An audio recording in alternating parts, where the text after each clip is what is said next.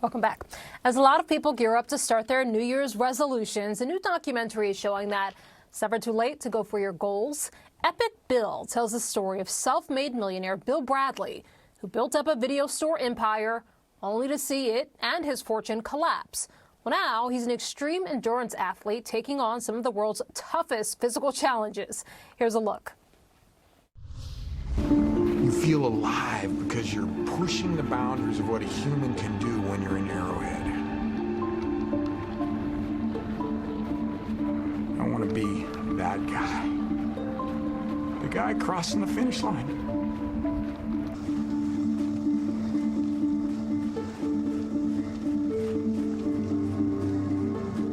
Arrowhead 135 is a unsupported race. There's only 3 checkpoints along the 135-mile course. So you're out on the trail providing for yourself 12, 13, 14 hours.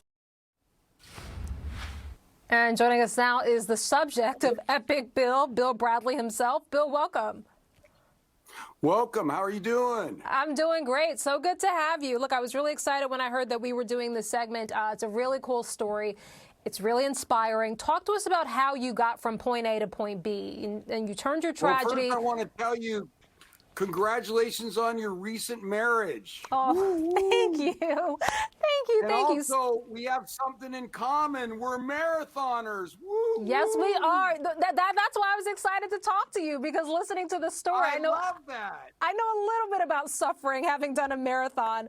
But yeah, help us get from point A to point B. You were a successful businessman. Yeah, well, you had this thriving what business. Happened was I was doing Ironmans and marathons, and and triathlons, and then I went through a devastating time in my life. I went through a bankruptcy. I had a very successful video chain that was one of the tops in the nation for independence.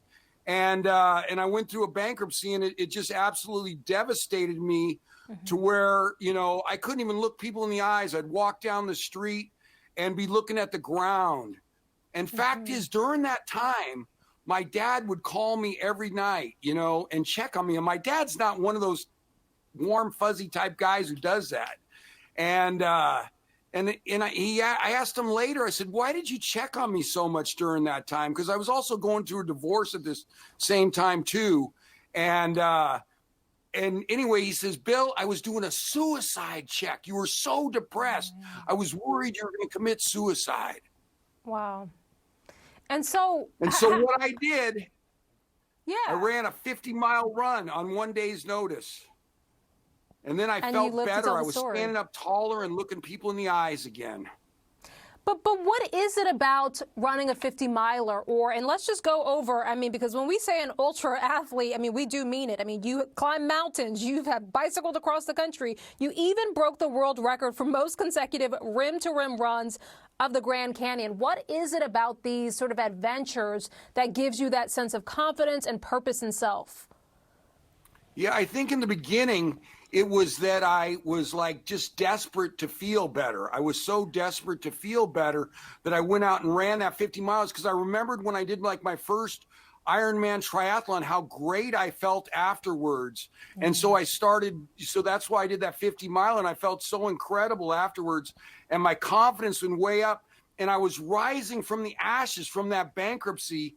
And same thing with, and then I said, well, I think my calling in life is to do these things to inspire people because, I was always into materialistic things with the video stores and just make more money, buy more things. And then I wanted, to inspire people. So that's why I went from one thing to another and just kept raising that bar and going higher and higher and higher on what I could achieve and to inspire people. And do you ever worry about hurting yourself, Bill? No. Okay. I do. I try not. I don't let it stop me though. But yeah, I worry. on the mountain climbing, Denali's one of the toughest mountains in the world, and it's this arguably the second hardest of the 7 summits. And I've fallen in a crevice, looked at a gloved hand sticking out of the wall. Somebody, I think, who had fallen in there before me. Oh boy. You know, it just, yeah, so it hits me in the middle of the night. I'll have these demons come up, man. Yeah. And what do you think the message is for those watching? I mean, as you pointed out, I've done a marathoner. There is nothing like getting to that 26.2 and just sort of there's the thrill, of course, that you've done this physical thing, but it's so much more mental. It's so much more emotional. What do you think the takeaway is for those watching about pursuing their goals? I think, yeah. And you know, and I want to talk about like a New Year's resolution to versus a goal, because New Year's is coming up. I say set New Year's goals. And like, I'm obsessed with my goals, and that's how you get them. You see that wall behind me? That has a lot of goals and affirmations on it. That's my vision wall. I look at that for hours during every morning, you know, to get it in there. So I think the people, if you got a big goal you want to go after, you need to live and breathe that, or you're not going to get it. It's really hard to get those big goals, and don't let failure stop you. Yeah, listen, you are speaking my language, Bill. We could talk about this for hours, but I'm glad you mentioned your back wall, because I was curious if that was other people sort of writing messages to you, or if those were self-affirmations. And you mentioned sometimes the demons get you at night, the fears or the worries. How do you sort of keep building yourself up when you're facing your next challenge? I think I just get in it, man. Like I took off 8 years from swimming, because the last time I was able to swim the English Channel, or tried to make it, I made it 20 miles. It's one of the world's toughest swims. You go from England to France, cold water, no wetsuit, no brakes. And I got lost from the boat. I couldn't, I was digging so hard trying to make the last 3 miles, because it was my 5th attempt, that a storm blew in it, and I just lost the boat. Yeah. And I was like in that Perfect Storm movie where the guy's treading at the end after his boat sunk, and finally found the boat. But yeah, was I afraid of the water after that? Yeah. But what I do is I go back in San Francisco Bay and I jump back in. I just swam an hour and 23 minutes yesterday, 52 degrees. If you know anything about cold water, that is cold. And I'm training for my 6th attempt at the English Channel next August, because I don't quit. Wow. So that sounds like that's what you're up to next. One question that I thought was so interesting, because you sort of talk about these dual lives that you had with the video store and now being this ultra sort of athlete. Does it sort of reframe how you see the bankruptcy now? Because sometimes when you're in the moment of failure, it feels so devastating. And then you're on the opposite end of it and you sort of have a breakthrough. And sometimes it sort of shifts your perspective about maybe the purpose of that event in your life. How do you see that bankruptcy now? Rahel, I agree with you entirely. I really think it shaped me as a person. It made me so tough when I got everything ripped from me.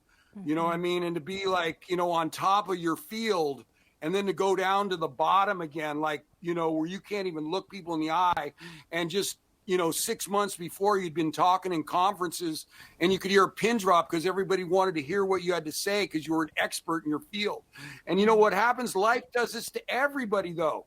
And the people who make it in this life are the people who can crawl up out of that that hole they're in and fight back up to the top, because that's what I had to do. I had to start fighting. You know, I didn't sulk. I didn't, you know, do drugs or drinking or anything. I fought for my next goal. And that's what I'm encouraging everybody to do. If you're going through a rough time, start fighting for a big goal you have.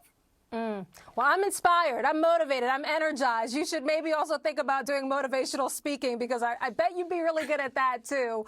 Bill Bradley, thank you so much for the time today, this weekend, and good luck on your next adventures. Rahel, you're amazing. Rahel Power. Woo, woo. Well, thank you. I'll pay you later. I'll send you a check in the mail.